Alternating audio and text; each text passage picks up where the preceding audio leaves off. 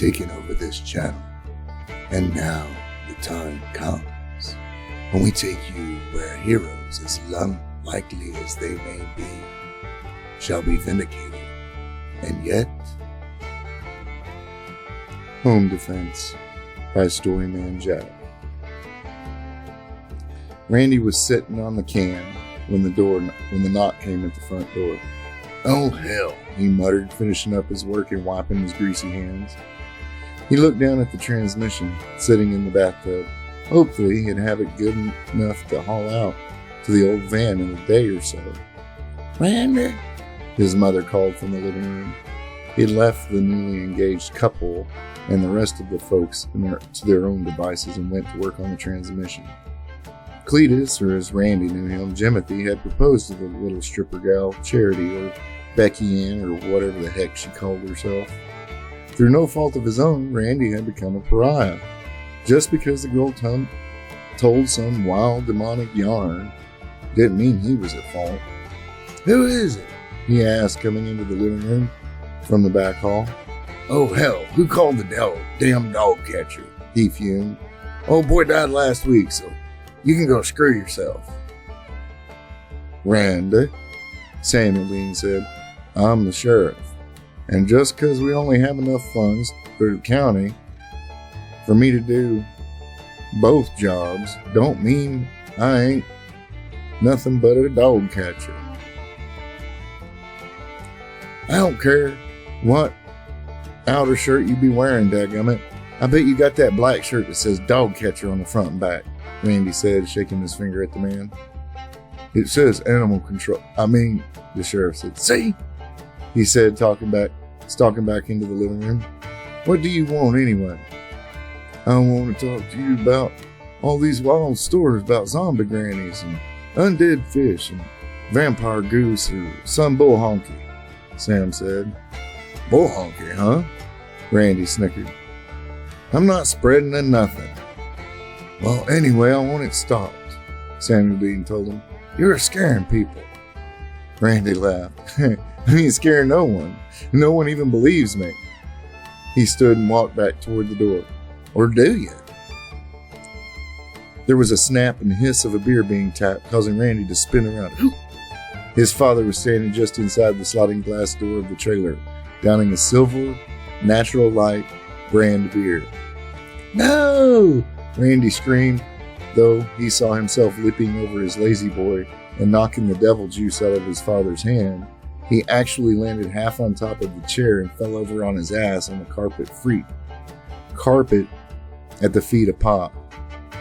Thunder sounded outside and the windows flashed with lightning. "Get in here, Sam," Irma, Randy's mother, told the sheriff. Samuel looked around as he shut the door behind him, as if confused. "Wasn't it like clear and sunny just a second ago? What happened?" "Pop drank a literal damn natty light," Randy said. "Oh," Irma sighed. What the hell is wrong with your dumb ass, Randy? Do you want to get sent to the state hospital?" Dave came running in, barbecue sauce covering his apron. Obviously, he'd spilled the whole damn pot on himself. Randy, I saw that damn bird." Randy glared at his mother. "You'll be believing me soon, Mama," and got up. "Just what are you talking about?" Cletus said. "That dadgum black vampire goose," Dave stammered, "flew over the cotton picking house." "Oh no," Charity said. There was scraping at the door, causing the sheriff to step back. He looked over at Randy, who shook his head. "No, don't." Samuel Dean snorted and opened the front door. What stood there was a half-rotted and bony Rottweiler snarling at the sheriff. "What the?" "Oh no, it got Cletus," Randy cried in sorrow. "Hey, I'm right here, Uncle Randy," Cletus said in confusion. "No, I named the damn dog Cletus, Jimothy," Randy explained. Shoot it, Dave screamed, hopping up and down, holding his cross. "That one little fish got me. Little guy, remember last time?" "Well, then don't take your dang clothes off, Igmo," Randy said. "What is wrong with that dog, Randy?" "Well, I don't know, Mama, but the dang thing died of cancer over a week ago, like I told the dog catcher here," Randy explained. Irma's hand went to her mouth, And then her eyes fell on the animal and they grew hard. She walked over to the fake fireplace in the corner and pulled down the 12-gauge shotgun. "Move, Sam," she said, and fired, taking the zombie dog's head clean off. There was more scraping in the silence after the shot, and Pop turned to Randy. Son, just how many pets have you got buried back there?" Randy looked confused. "Why, all of them, Pop." I mean, how many did you bury, Randy? How many was all of them?" Randy shrugged. "Oh, if you count the fish, the snakes, the turtle, all the dogs and cats." What kind of snake?" Cletus asked. "I mean, is it poisonous?" Randy shook his head. "Nah, the venom sacs were removed before I got it. But it got, like 7 feet long before it croaked." "Then it had big fangs?" "No, just no poison?" Cletus demanded. "Well," Randy said sarcastically, "it's not a diamondback rattlesnake without the fangs, now is it?" "Oh shit," Charity said, pointing at the sliding glass door, as a large and half-rotted decaying snake began to force its head into the room from the partially open sliding door. Irma turned and fired, blowing the glass out of the door and sending the old man, Randy, and Dave diving for cover. "What are you doing, Mama?" Pop hollered. "Well, if hell's coming, boys, this old lady gonna take some shit with me," she yelled. "Damn, Randy, your mama's gone batshit," Dave remarked. "Hey," Randy said, "it's her shotgun." "Hey, I'm going to the truck. Got 2 more guns and ammo out there," Samuel told them all. "Shoot for the head," Randy reminded the sheriff. "Hey, I watch Walking Dead too, Randy," Samuel responded. Randy grinned. "Yeah, but you're so used to shooting tranks into the hind ends of puppies and shit, so I didn't want you to waste ammo." "Up yours, Randy," Sam said and ran out the open door for his truck. "What do we do, Randy?" his mother said, holding the gun on the open sliding door and then swinging it around to cover the now open front door, everybody ducking low. "Stop waving that thing around, Mama," Randy said, timing her swing so he could stand up and take the weapon away from her. "And I don't know.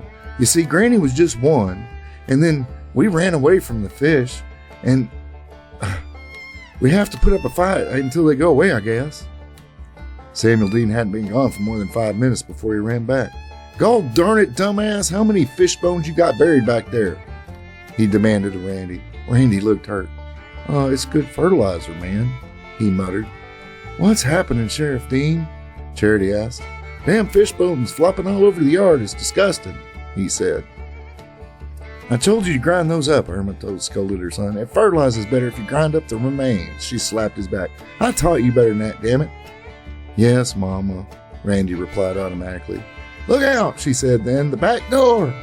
"What?" Randy asked as he spun just to have an old pet cockatiel fly right into his forehead, causing him to fire his gun into the ceiling. "How's that thing even flying?" Samuel asked. "That's not possible. It's just bones." "I never watched Pet Cemetery again, that's for sure," Cletus told him fervently, having found an aluminum bat somewhere. "Mr. Randy?" Charity asked. "What, Charity?" he asked, having stomped the little bird's skull into the carpet, holding a shotgun on the door. Did you really see a black goose?" she asked. 3 times now," Dave told her. "You think we made it up?" Charity shook her head. "No, but I was told that I could only do this if it was really him, and that goose thing is showing up in my life." "Do what?" Cletus asked. "Call the phone number," she told them and pulled a brand new cell phone out. "Hey, yeah, tell them it's happening." And then she hung up. "What the hell was that?" Randy asked. "That's what I want to know," Cletus asked. I thought she's broke. How'd she afford a phone like that?" "Oh, we got help coming, I hope. And she should get here pretty soon. Or he should get here pretty soon," she told them all. "Well, we're going to need it," the sheriff told them from the front door. "There's an undead tortoise and a hare race to the door. I don't want to know what wins." A round light appeared in the hallway entrance, and an old man with a staff stepped through. "So, it begins. I can smell the foul beast, even now, though it's moved on." Just who the hell are you?" Oh, the wizard smiled. You may call me Bach or Book if you prefer. A wizard? Are you joking? Dave asked. Dave, he said, elbowing his friend. Do you see that hole in the air right there? Yeah, Randy. So, Dave said. Well, dadgummit, Dave. He ain't a wizard. What the hell else do you think he's going to use to explain it? Randy hit his friend with his hat. A Galdern or weather balloon or something? Well, yeah, it would be a little more nefarious, those other possibilities, the wizard laughed. So, the wizard said, turning to the dancer, Young Charity, what are we dealing with? Just the goose, or? He asked. You know me? She asked. My dear, the wizard said, who do you think paid your bills? Funded your former nurse into raising you? It's zombies, Gandalf. What do we do? Pop growled so they would get back to the immediate issues. Oh, the wizard said. Dead man walking? That's no concern. He waved his staff, causing the blue light to fill the doors and windows. We're protected. No people, the sheriff said, then paused a little unsure. Randy? He raised an eyebrow. If there aren't any folks buried on this land, they were here before I got the place, and that's been 30 years now, Randy said. So, what then? The wizard asked, clearly confused. Well, first it was a person, remember? Dave said. Then it was that fish at the lake, he ticked off.